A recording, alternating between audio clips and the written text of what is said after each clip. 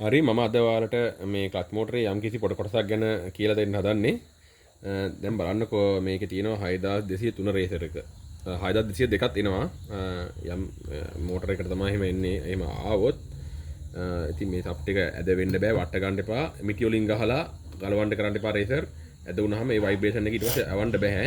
පුළුවන් ලියත් මැෂින් එකට දාලා යවන්න ඕනේ. ඒත් ඉතින් සාර්ථක නැහැ, අනවශ්‍ය විදිහට කරන්න ඕනේ. පුලට් සෙට් එකක් යොදා ගන්න මෝටරේ ගලවන්න. ඊළඟට මම මේ කියන්න දන්න ඔයාලට මෙන්න මේ කෑල්ල ගැන, අමතර කොටස ගැන. මේක කාලයක් යනකොට රොඩු හිර වෙලා එකපාරට හිර වෙලා කඩලා ගිහිලා මෝටර හිර වෙනවා. හිර වුණාට පස්සේ මැෂින් එක try කරනවා ඔන් කරගන්න. ඔන් වෙන්නේ නැතුව ගියාම මෝටරේ පිච්චෙනවා. හරිද? එකම හේතුව තමයි සර්විස් නොකරන එක.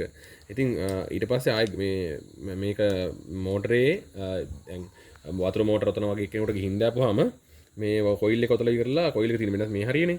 කොයිල් එක ඔතලා මේ මෝටර එක කරකවනවා නම් එයා ඇමල්ටිමීටරෙන් බලලා කොයිල් වයින්ඩින් ඕම්ස් හරි නම් ඒක අපිට හෑන්ඩ් ඕවර් කරනවා. එතකොට අපිට මේ ෆෑන් එක තිබ්බද නැද්ද කියලා එයා දන්නෙත් නෑ සමහරට. ඉතින් අපිට එතකොට මේ ෆෑන් එක නැතුව තමයි අපිට හම්බෙන්නේ මෝටරේ. මේ කුණු වෙලා කැඩිලා ගිහිල්ලා කුඩු හැයිලා. ඉතින් ඊට පස්සේ අපි කරන්න ඕන මේක දාන්න නැතුව නම් මෝටරේ මැෂිමට දාන්න එපා. මේ තියෙන ෆ්ලයි වීල් එක. ෆ්ලයි වීල් එකට පිටිපස්සෙන් එන මේක කෑල්ල ඕන තරම් ගන්න තියෙනවා. මේ තියෙන කෑල්ල. මේ කෑලි ඕන තරම් ගන්න තියෙනවා. ගන්න නැතුව ගියොත් මට කමෙන්ට් එකක් දාන්න. ඉතින් මේ කෑල්ල අනිවාර්යෙන්ම මැෂින් එකට යොදා ගන්න වෙනවා. දැන් වතුර මෝටර එක නම් එළියෙන් තියෙනවා. ආයේ තව වතුර සම්බන්ධිත වතුර මෝටරේ වතුර වලිනුත් කූල් වෙනවා. ෆෑන් එක නැතුව ගියොත් යම් කිසි ප්‍රමාණයක් දුවලා ඒත් පිච්චෙන්නත් පුළුවන් නොවෙන්නත් පුළුවන්. හැබැයි මේකේ නම් වතුර කූල් වෙන්න වතුර ලයින් එකකුත් නැහැ. නිකන් තියෙන්නේ. ඔයාලට දැකලා තියෙන්නේ මේ ක්ලච් මෝටරයක් ආව ඉඳගත්තාම කකුලට හුලම් පාරක් වදිනවා මහනකොට. ඒ වදින්නේ මෙන්න මේ ෆෑන් එකෙන් තමයි හුලම් එන්නේ. ඒක මේ කොයිල් එක හරහා මෝටරේ හරහා යන්න තියෙන හුලම් පාර මෝටරේ කොයිල් එක කූල් කරන්න.